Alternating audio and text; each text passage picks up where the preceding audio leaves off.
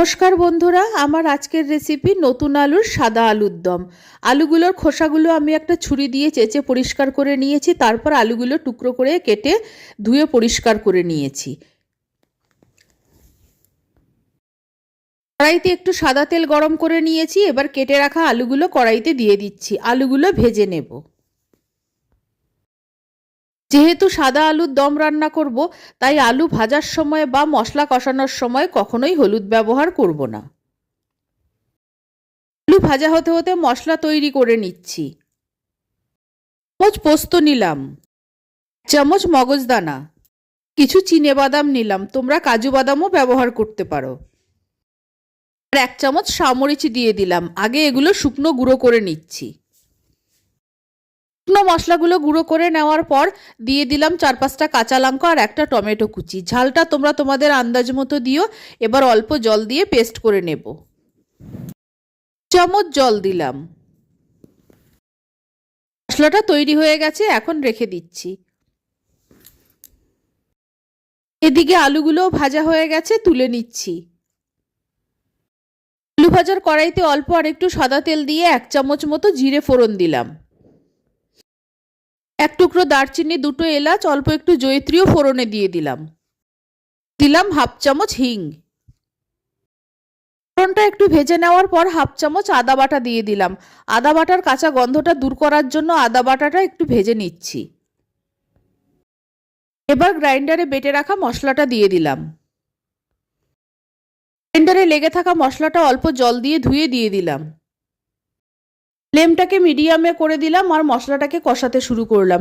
এই মশলাটা কষানোর সময় অনবরত নাড়তে থাকতে হবে, না হলে বাদাম বাটা নিচ থেকে পুড়ে যেতে পারে। মশলাটাকে এইভাবে নেড়ে নেড়ে কষাতে হবে। মশলাটা প্রায় কষানো হয়ে গেছে। এই সময় ভেজে রাখা আলুগুলো দিয়ে দিলাম। আলুগুলো দিয়ে দেওয়ার পর মশলাটাকে আরও মিনিটখানেক আমি আলু আর মশলা কষিয়ে নেব। আলু আর মশলা কষানোর সময় আন্দাজ মতো নুন দিয়ে দিলাম। আলু আর মশলা মিনিট 2 মিডিয়াম ফ্লেমে কষিয়ে নিয়েছি। এবার আমি জল দিয়ে দিচ্ছি। আমি গরম জল ব্যবহার করছি। আলুগুলো যাতে সেদ্ধ হয় তার জন্য জলটা একটু বেশি পরিমাণে দিচ্ছি। আলু আর মশলা ভালো মতো নেড়ে জলের সঙ্গে মিশিয়ে দিচ্ছি।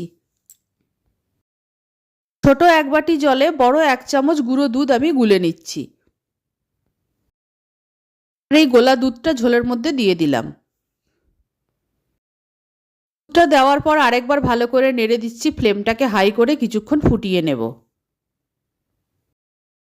ফ্লেমে আলুর দমটাকে মিনিট 5 ফুটিয়ে নিয়েছি। মাঝে মধ্যে নেড়ে দিয়েছি যাতে নিচ থেকে আলুর দমটা লেগে না যায়।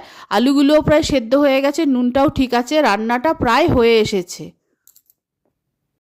এখন একটু জায়ফল নিয়েছি, সেটা একটা গ্রেটারের সাহায্যে কুড়িয়ে আমি আলুর দমের মধ্যে দিয়ে দেব।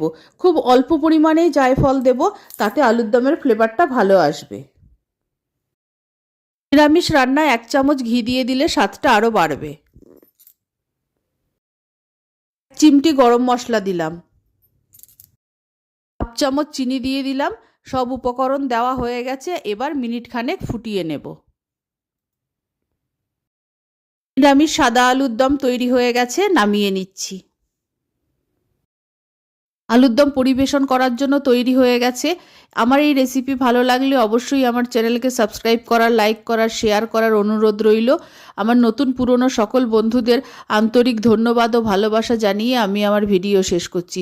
সকলকে অসংখ্য অসংখ্য ধন্যবাদ ও ভালোবাসা রইল।